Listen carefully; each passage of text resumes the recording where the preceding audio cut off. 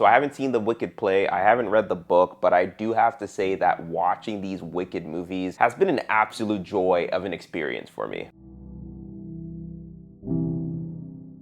Wicked for Good is the direct sequel to the first Wicked that came out last year, directed by John M. Chu. And I, for one, can say that I don't have the qualifications to be comparing the Wicked films to other musicals, unless we're talking like Disney, because hell yeah, I know my Disney movies, but any other musicals, not really my thing. But as films, I do have to say that the Wicked movies have been absolutely enjoyable, really powerful, important movies to watch. I didn't have the intention of watching the Wicked movies because I am not a musical type of person, but I also did want to know the backstory or the retelling of the story of the Wicked Witch of the West. I was really impressed with the spectacle that I was able to experience watching these films. Some things that stood out to me the most while watching this movie is that Elphaba really isn't even wicked. Like, she didn't want to follow suit with the corruption and the greed, so she ended up being the scapegoat, which then led everybody hating her without actually knowing what her true crime was. In fact, I would say that there were still two wicked witches in this particular franchise,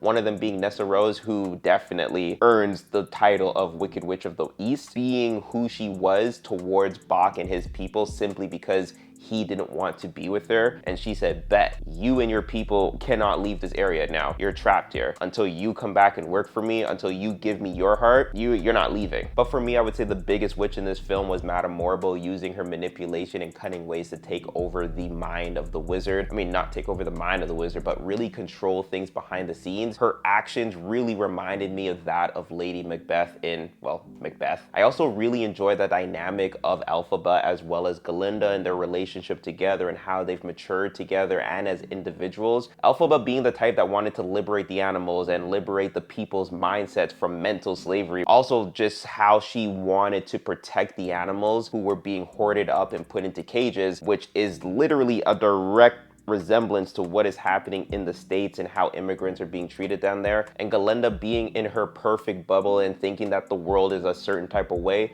And when she finally breaks free out of those chains, she's like, whoa, there's actually a lot of corruption, but I just couldn't see it because my life was pampered. I was in this bubble this whole time. So yeah, that was really cool as well. I wasn't a huge fan of the music this time around. I think the very first song in the movie, I was like, this is pretty fire. I just wasn't necessarily vibing with the music in the second film. Not to say that the music wasn't good. I just thought that the music in the first one was better. I also respected the fact that they didn't show who Dorothy was, or they didn't necessarily show Dorothy. They did show her pigtails, they did show Toto, they did show the dress, they did show her walking in the heels. They also showed her silhouette, but never actually her, which I thought was really cool and really important because it didn't necessarily take away from the magic that we saw and that we got from the first ever movie that we had, that was Wizard of Oz. Something else about how they were able to keep the magic from the first Wizard of Oz alive was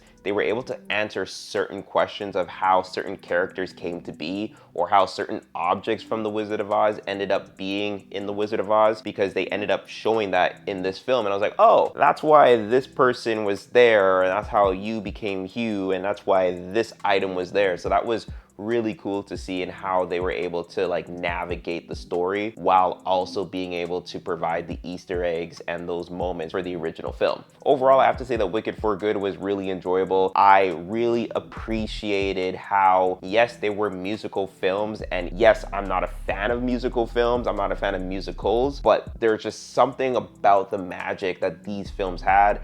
No pun intended, because I know, oh, they're witches, whatever. I really enjoyed them. But I'm curious, have you seen it? And if you have, what did you think of it? If you watched the play or read the book, how would you say that this film was able to capture those moments that you saw in the play or read in the book?